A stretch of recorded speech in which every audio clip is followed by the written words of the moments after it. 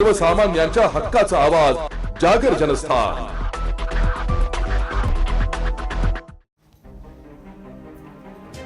हरिनामाच्या जयघोषात श्री निवृत्तीनाथांच्या समाधीला लागली चंदनाची उटी। हरिनामाचा जयघोष, टाळ मृदुंगाचा गजर आणि हजारो भाविकांच्या उपस्थितीत श्री क्षेत्र त्र्यंबकेश्वर येथे वारकरी पंथांचे आद्य प्रवर्तक श्री संत निवृत्तीनाथ महाराजांच्या संजीवन समाधी व गर्भगृहातील अन्य देवतांच्या मूर्तींना सुगंधी चंदनाची उटी लावण्यात आली आहे। यावेळी हजारो वारकरी भक्तिरसात तल्लीन झाले होते।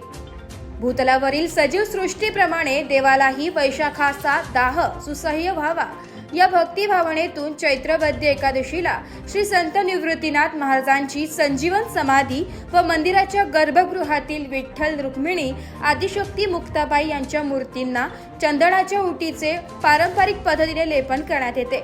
सुमारे 150 वर्षांपूर्वी एका वारकरी महिलेने ही परंपरा सुरू केली, ती आजपर्यंत अखंडपणे सुरू आहे। यानिमित्त सालाबादाप्रमाणे अखंड हरिनाम सप्ताहाचे आयोजन करण्यात आले होते। त्या अंतर्गत गेले 7 दिवस शेकडो महिलांनी ओवी अभंग गात दगडाच्या सहाणीवर चंदन घासून उटी तयार केली। दुपारी ठीक 2 वाजता टाळ मृदुंगाच्या साथीने अभंग गात संजीवन समाधी व इतर देवतांना उटी लावण्यास प्रारंभ करण्यात आला। यावेळी दिंडोरीचे खासदार भास्कर भगरे, मराठा विद्या प्रसारक सरचिटणीस ॲडव्होकेट नितीन ठाकरे, महामंडलेश्वर डॉक्टर रामकृष्ण महाराज लहवितकर, महामंडलेश्वर हरिभक्त परायण रघुनाथ महाराज ओझरखेडकर तथा फरशीवाले बाबा संस्थानचे अध्यक्ष ॲडव्होकेट सोमनाथ घोटेकर, सचिव श्रीपाद कुलकर्णी, विश्वस्त निलेश गाढवे, प्रा अमय ठोंबरे, नारायण मुठाळ, हरिभक्त परायण जयंत महाराज गोसावी, राहुल महाराज साळुंके, हरिभक्त परायण कांचनताई जगताप, माधवदास राठी, नवनाथ गांगुर्डे, अनिल महाराज गोसावी, हरिभक्त परायण योगेश गोसावी, सच्चिदानंद गोसावी, माजी विश्वस्त पुंडलिक थेटे आदी मान्यवर उपस्थित होते।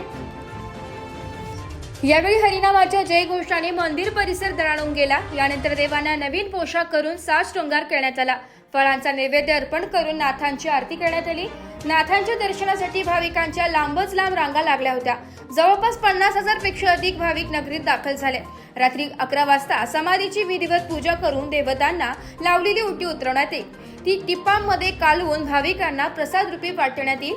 भाविक ती उटी घेऊन कृतार्थ मनाने घरी परततील। या वारीसाठी शेकडो दिंड्या त्र्यंबकमध्ये दाखल झाल्या असून ठिकठिकाणाहून कीर्तनाचे सूर कानावर पडत आहे। पोलीस उपअधीक्षक वासुदेव देसले, पोलीस निरीक्षक बिपिन शेवाळे व सहकाऱ्यांनी चोख बंदोबस्त ठेवला होता। जागर जनस्थानकरिता प्रतिनिधी रवींद्र धारणे, त्र्यंबकेश्वर।